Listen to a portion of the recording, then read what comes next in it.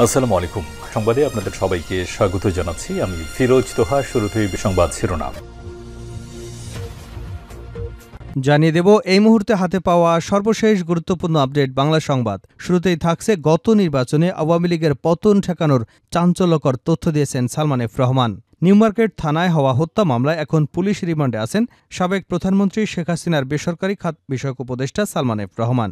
DB police কার্যালয়ে Salman F রহমানের remand চলছে। এ সময় তিনি জিজ্ঞাসাবাদে চাঞ্চল্যকর তথ্য দিচ্ছেন। প্রিয় দর্শক, জানাবো সে তথ্য, সঙ্গেই থাকুন। এবারে জানাবো সাবানসহ ভারতে কর্মরত 2 কূটনৈতিক বরখাস্ত। দিল্লির বাংলাদেশ হাইকমিশন ও কলকাতার ডেপুটি হাইকমিশন থেকে 2 কূটনৈতিককে বরখাস্ত করেছে ঢাকা। দিল্লির ফার্স্ট সেক্রেটারির প্রেস দায়িত্বে থাকা সাংবাদিক শাবান মাহমুদ এবং কলকাতার রঞ্জন সেনকে দায়িত্ব থেকে অব্যাহতি দিয়ে ঢাকায় ফেরত আসতে বলা হয়েছে। বাংলাদেশে অন্তর্বর্তীকালীন সরকার গঠনের পর এই প্রথম ভারত থেকে 2 কূটনৈতিককে সরিয়ে দেওয়া হলো। জানাবো 4000 আনসার সদস্যের বিরুদ্ধে মামলা। পুলিশের কাজে বাধার অভিযোগে রাজধানীর পল্টন মডেল থানায় 4114 আনসার সদস্যের বিরুদ্ধে মামলা হয়েছে। এর মধ্যে 114 জনের নাম উল্লেখ করা হয়েছে। এবারে থাকছে ফ্যাসিবাদের দোসরা এখনও প্রশাসনে। বিএনপির ভারপ্রাপ্ত চেয়ারম্যান তারেক রহমানের নির্দেশনা অনুযায়ী বাংলাদেশের উত্তর পূর্বাঞ্চলে বন্যাদুর্গত এলাকায় সার্বিক সহযোগিতা কার্যক্রম শুরু করেছে অ্যাসোসিয়েশন অব ইঞ্জিনিয়ার্স বাংলাদেশ। সোমবার সকালে রাজধানীর ইনস্টিটিউশন অব ইঞ্জিনিয়ার্সের সামনে এই সহায়তা কার্যক্রম উদ্বোধন করেন রুহুল কবির রিজভী।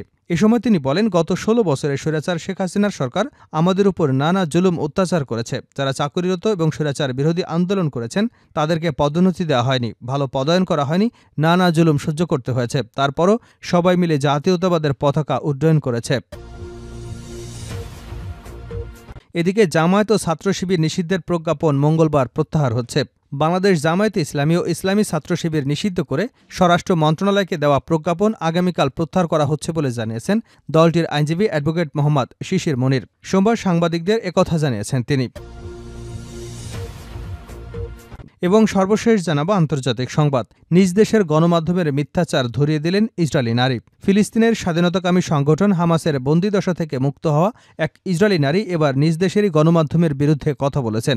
ইসরায়েলি গণমাধ্যম তার বক্তব্য ভুলভাবে উপস্থাপন করায় এ নিয়ে বিবৃতি দিয়েছেন আলোচিত ওই নারী নোয়া আরগামানি। এতক্ষণ শিরোনাম শুনছিলেন, এবার বিস্তারিত।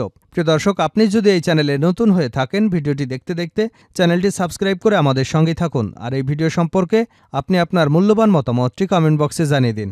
আর হ্যাঁ প্রিয় দর্শক, জানিয়ে দিন ভিডিওটি কোথা থেকে দেখছেন। গত নির্বাচনে আওয়ামী লীগের পতন ঠেকানোর চাঞ্চল্যকর তথ্য দিয়েছেন সালমান এফ রহমান। নিউমার্কেট থানায় হওয়া হত্যা মামলায় এখন পুলিশের রিমান্ডে আছেন সাবেক প্রধানমন্ত্রী শেখ হাসিনার বেসরকারি খাত বিষয়ক উপদেষ্টা সালমান এফ রহমান।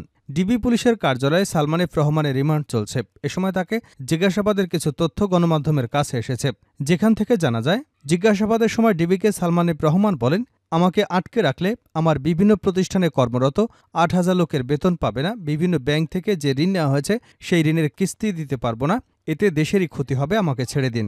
জবাবে ডিবি কর্মকর্তা বলেন, আপনাকে ছাড়া হবে না, একের পর এক মামলায় কমপক্ষে 1 বছর আপনাকে রিমান্ডে থাকতে হবে। এ সময় সালমান এফ রহমানের কাছে ডিবি জানতে চায়, গত নির্বাচনের আগে আওয়ামী লীগ কীভাবে সরকার পতন ঠেকিয়ে দেয়। সালমান এফ রহমান বলেন, আমরা আমেরিকার পক্ষে আছি, এটা আমরা ভারতের মাধ্যমে আমেরিকাকে বোঝাতে পেরেছিলাম। আমরা তাদেরকে আরও বুঝিয়েছিলাম বাংলাদেশকে বাঁচাতে হলে শেখ হাসিনার বিকল্প নেই। তখন আমাদের এবং ভারতের কথায় আমেরিকা কনভিন্স হয়েছিল, তা না হলে তখনই আমাদের পতন হয়ে যেত। ডিবি কর্মকর্তারা বলেন, মামলা তো মাত্র শুরু হয়েছে, কতগুলো মামলা হবে তা আমরাও জানি না, আপনাকে শুধু আদালতে যেতে হবে আর ডিবিতে আসতে হবে। এ সময় সালমান এফ রহমান বলেন, 1/11-এর সময় 2 বছর জেল খেটেছে, সুতরাং সমস্যা হবে না। ছাত্র জনতার গণঅভ্যুত্থানের মুখে গত 5 আগস্ট প্রধানমন্ত্রী শেখ হাসিনা পদত্যাগ করে দেশ ছেড়ে পালিয়ে যান। গঠন হয় অন্তর্বর্তী সরকার। এরপর থেকে প্রতিনিয়ত গ্রেপ্তার হচ্ছেন আওয়ামী লীগের নেতারা। নিউমার্কেট থানায় দায়ের হওয়া হকার শাহজাহান আলী হত্যা মামলায় গত 13 আগস্ট গ্রেপ্তার হন সালমান এফ রহমান। সাবানসহ ভারতে কর্মরত 2 কূটনৈতিক বরখাস্ত। দিল্লির বাংলাদেশ হাইকমিশন এবং কলকাতায় ডেপুটি হাইকমিশন থেকে 2 কূটনৈতিককে বরখাস্ত করেছে ঢাকা। দিল্লির ফার্স্ট সেক্রেটারির দায়িত্বে থাকা সাংবাদিক শাবান মাহমুদ ও কলকাতা রঞ্জন সেনকে দায়িত্ব থেকে অব্যাহতি দিয়ে ঢাকায় ফিরে আসতে বলা হয়েছে। বাংলাদেশে অন্তর্বর্তীকালীন সরকার গঠনের পর এই প্রথম ভারত থেকে 2 কূটনৈতিককে সরিয়ে দেওয়া হলো। শাবান ও রঞ্জন পররাষ্ট্র ক্যাডারে কর্মরত ছিলেন। তারা ছিলেন তারা ছিলেন চুক্তিভিত্তিক কর্মী।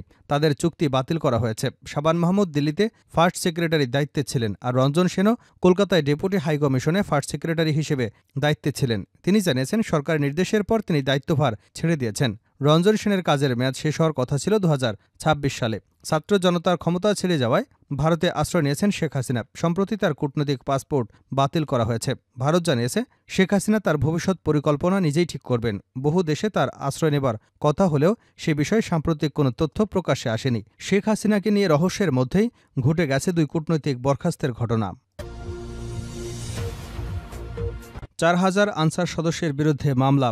পুলিশের কাজে বাধার অভিযোগে রাজধানীর পল্টন মডেল থানায় 4114 আনসার সদস্যের বিরুদ্ধে মামলা হয়েছে। এর মধ্যে 114 জনের নাম উল্লেখ করা হয়েছে। সোমবার পল্টন থানার উপপরিদর্শক সাজ্জাদ হোসেন ভূঁইয়া বাদী হয়ে এ মামলা দায়ের করেন। এ মামলায় 95 জন আনসার সদস্যকে গ্রেপ্তার করা হয়েছে। তাদের ঢাকার আদালতে হাজির করা হবে। এদিকে বেআইনি সমাবেশ এবং পুলিশের কাজে বাধার অভিযোগে গ্রেপ্তার 109 আনসার সদস্যকে ঢাকার আদালতে হাজির করা হয়েছে। তাদের বিরুদ্ধে রাজধানীর শাহবাগ, রমনা এবং পল্টন থানায় মামলা হয়েছে। সোমবার দুপুরে তাদের ঢাকার চিফ মেট্রোপলিটন ম্যাজিস্ট্রেট আদালতে তোলা হবে বলে জানিয়েছে আদালতের একটি সূত্র। এর আগে গতকাল রোববার রাতে সচিবালয় আনসারদের বিভিন্ন দাবি মেনে নেওয়ার পরও বাহিনীটির একটি দল সচিবালয় অন্তর্বর্তী সরকারের উপদেষ্টাদের আটক রেখেছে এবং কর্মচারীদের মারধর করেছে বলেও ভিডিও বার্তায় অভিযোগ করেন বৈষম্যবিরোধী ছাত্র আন্দোলনের আহ্বায়ক হাসনাত আব্দুল্লাহ। এ সময় তিনি শিক্ষার্থীদের সচিবালয়ের সামনে যাওয়ার আহ্বান জানান। এই আহ্বানে সাড়া দিয়ে ঢাকা বিশ্ববিদ্যালয়ের শিক্ষার্থীরা মিছিল নিয়ে সচিবালয়ের দিকে যাওয়ার চেষ্টা করলেই তাদের উদ্দেশ্যে ইটপাটকেল নিক্ষেপ করে আনসার সদস্যরা। কয়েকজন শিক্ষার্থীকে মারধর করে আনসার সদস্যরা। এক পর্যায়ে উভয় পক্ষের মধ্যে ইটপাটকেল নিক্ষেপের ঘটনাও ঘটে। পরে শিক্ষার্থীরা আবারও জড়ো হয়ে আনসার সদস্যদের ধাওয়া করেন। এ সময় শিক্ষার্থীদের লক্ষ্য করে গুলি ছোড়েন আনসাররা। গুলি, লাঠিপেটা এবং পাল্টা ধাওয়ায় অন্তত 30 জন শিক্ষার্থী আহত হয়েছেন। আহতদের ঢাকা মেডিকেল কলেজ হাসপাতালে নেওয়া হয়েছে বলে শিক্ষার্থীরা জানিয়েছেন। ফ্যাসিবাদের দোসররা এখনও প্রশাসনে রিজভি। বিএনপির ভারপ্রাপ্ত চেয়ারম্যান তারেক রহমানের নির্দেশনা অনুযায়ী বাংলাদেশের উত্তর পূর্বাঞ্চলে বন্যাদুর্গত এলাকায় সার্বিক সহায়তা কার্যক্রম শুরু করেছে association of engineers Bangladesh app. সোমবার সকালে রাজধানীর ইনস্টিটিউশন অব ইঞ্জিনিয়ার্সের সামনে এই সহায়তা কার্যক্রম উদ্বোধন করেন বিএনপির সিনিয়র যুগ্ম মহাসচিব অ্যাডভোকেট রুহুল কবির রিজভী। তিনি বলেন, গত 16 বছরে স্বৈরাচার শেখ হাসিনা সরকার আমাদের উপর নানা জুলুম অত্যাচার করেছে। যারা চাকুরিরত এবং স্বৈরাচার বিরোধী আন্দোলন করেছেন তাদের পদোন্নতি দেওয়া হয়নি, ভালো পদায়ন করা হয়নি, নানা জুলুম সহ্য করতে হয়েছে। তারপরও সবাই মিলে জাতীয়বাদের পতাকা উড্ডয়ন রেখেছে। যুগ্ম মহাসচিব আরও বলেন, আনসার বাহিনীর কোনো দাবি দেওয়া থাকলে আলোচনা করতে পারে। তাদের দাবি মেনে নেওয়ার পরও কাউকে অবরুদ্ধ করে রাখার সাহস পেল কোথায়? আসলে বর্তমান যে অন্তর্বর্তীকালীন সরকার রয়েছে তাদের অস্থির করবার জন্য এসব পরিকল্পিতভাবে করা হচ্ছে। আজকে যে সমস্ত সচিবরা রয়েছেন তারা কারা? তারা তো শেখ হাসিনার আমলেরই নিয়োগ করা।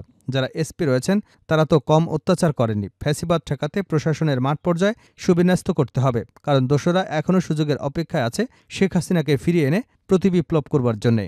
রিজভী আরও বলেন, অন্তর্বর্তীকালীন সরকারের উচিত হবে যারা স্বৈরাচার শেখ হাসিনাকে রক্ষা করবার জন্য কাজ করেছে তাদেরকে সরিয়ে দক্ষদেরকে পদায়ন করা। পরিকল্পিতভাবে এসব বিলম্ব করা হচ্ছে। তা না হলে গতকাল আনসাররা কোমলমতি শিক্ষার্থীদের উপর বুট দিয়ে লাথি দিয়ে শরীর থেতলে দিয়েছে। তা ভালো কিছু নয়। দ্রুত অস্ত্র উদ্ধারের আহ্বান জানান রুহুল কবির রিজভী। নিজ দেশের গণমাধ্যমের মিথ্যাচার ধরিয়ে দিলেন ইসরায়েলি নারী। ফিলিস্তিনি স্বাধীনতাকামী সংগঠন হামাসের বন্দিদশা থেকে মুক্ত হওয়া এক ইসরায়েলি নারী এবার নিজ দেশেরই গণমাধ্যমের বিরুদ্ধে কথা বলেছেন। ইসরায়েলি গণমাধ্যম তার বক্তব্য ভুলভাবে উপস্থাপন করায় এ নিয়ে বিবৃতি দিয়েছেন আলোচিত ওই নারী নোয়া আরগামানি। সম্প্রতি টোকিও গিজে G7-এর কূটনৈতিকদের সঙ্গে মত বিনিময় করেন আরগামানি। সেখানে তিনি ধনী দেশগুলোর জোটের কূটনৈতিকদের কাছে নিজের বন্দিদশার বর্ণনা করেন। ওই ঘটনার বর্ণনা দিতে গিয়ে তিনি ইসরায়েলি গণমাধ্যম কতটা ভুল তথ্য দিয়ে থাকে তা ব্যাখ্যা করেন আরগামানি। ইসরায়েলি মিডিয়া জানিয়েছিল ফিলিস্তিনি যোদ্ধাদের কাছে জিম্মি থাকাকালে তাকে মারধর এবং মাথা ন্যাড়া করে দেওয়া হয়েছিল। তবে শুক্রবার আরগামানি বলেন তার সঙ্গে এমন কোনো ঘটনাই ঘটেনি। এমনকি তিনি গাজায় থাকতে যে আহত হয়েছিলেন সেটাও হয়েছেন ইসরায়েলি হামলার কারণে। গত বছরের 7 অক্টোবর ইসরায়েলে ত্রিমুখী হামলা চালায় ফিলিস্তিনের স্বাধীনতাকামী সংগঠন। এ ঘটনায় কয়েকশো ইসরায়েলি নিহত হয়। ফিলিস্তিনি যোদ্ধারা এ সময় প্রায় 250 ইসরায়েলিকে জিম্মি করে গাজায় নিয়ে আসে। নুরা আরগামানি কয়েক মাস জিম্মি থাকার পর চলতি জুনে ইসরায়েলি অভিযানে মুক্ত হন।